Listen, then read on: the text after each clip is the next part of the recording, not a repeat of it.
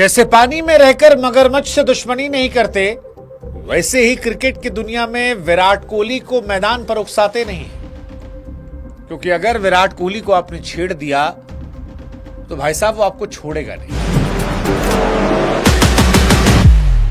आपको इतिहास के पन्नों पर सबक बनाकर छोड़ देगा। और आज कहानी एक ऐसे ही सबक की है। आज कहानी क्रिकेट की दुनिया के एक बड़े रिवेंज की है, उस विराट बदले की है जिसे लेने के लिए कोहली ने 881 दिनों तक का इंतजार किया। यह कहानी है क्रिकेट की दुनिया की नोटबुक सेलिब्रेशन की। वो सेलिब्रेशन जिसे पहली बार देखकर मजा आया, लेकिन दूसरी बार देखकर लगा भाई साहब गलत आदमी से पंगा ले लिया। करियर तो गया ही और इतिहास में शर्मनाक रिकॉर्ड दर्ज हो गया और एक सबक के तौर पर एक आदमी जिक्र रह गया। यह कहानी ईगो की है, यह कहानी विराट के जवाब की है, यह कहानी किंग कोहली की है और जमैका की उस गलती की, उस इमेजिनरी नोटबुक की जिसकी शुरुआत हुई थी 9 जुलाई 2017 वेस्ट इंडीज के जमैका में। उस वक्त भारत के कप्तान विराट कोहली थे, बढ़िया खेल रहे थे। तभी वेस्ट इंडीज का एक नया बॉलर आता है, नाम होता है केस्ट्रिक विलियम्स। छठा ओवर होता है, केस्ट्रिक एक कटर बॉल डालते हैं और विराट कोहली साहब एक बड़ा शॉट खेलने की कोशिश करते हैं।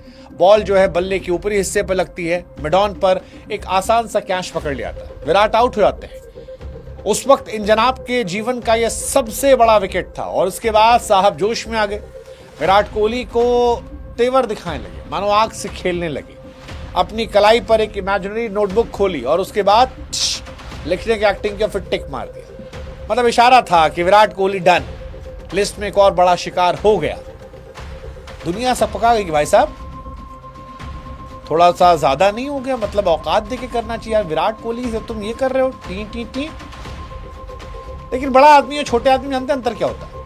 छोटा आदमी जो होता है वो तुरंत रिएक्ट करता है, बड़ा आदमी चुप रहता है, इंतजार करता है। विराट ने इंतजार किया, 881 दिनों का सन्नाटा। साल बदला, टीम बदली, विराट के दिमाग से वो नोटबुक गया नहीं था। और इसके बाद 6 दिसंबर 2019 को हैदराबाद के राजीव गांधी स्टेडियम में एक और मैच हुआ, भारत वेस्ट इंडीज का मैच।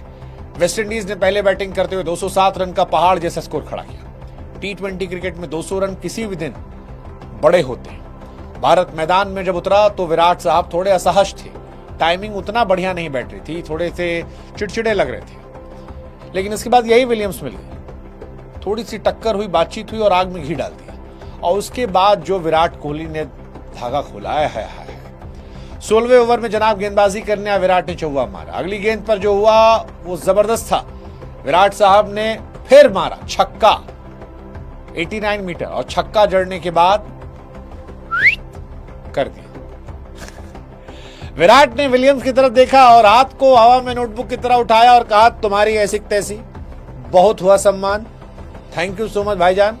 और फिर टिक टिक करके उसी अंदाज में नकल करते हुए उनकी फजीहत की। पूरा स्टेडियम जो था वो कोहली कोहली के नारों से गूंज उठा।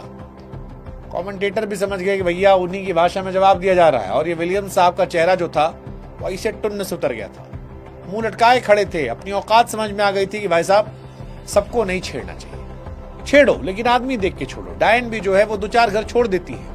कैसे क्रिकेट की दुनिया में कुछ लोग को नहीं छेड़ना चाहिए, कुछ लोग जाते इसलिए कि तुम उनको छेड़ो, तुम छेड़ोगे फिर तुमको छोड़ेंगे नहीं।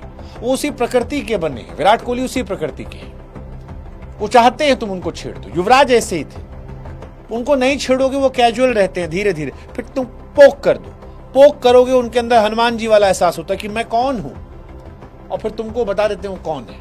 और यही विराट कोहली ने किया था। उस दिन विराट कोहली ने सिर्फ बदला नहीं लिया था, बताया था।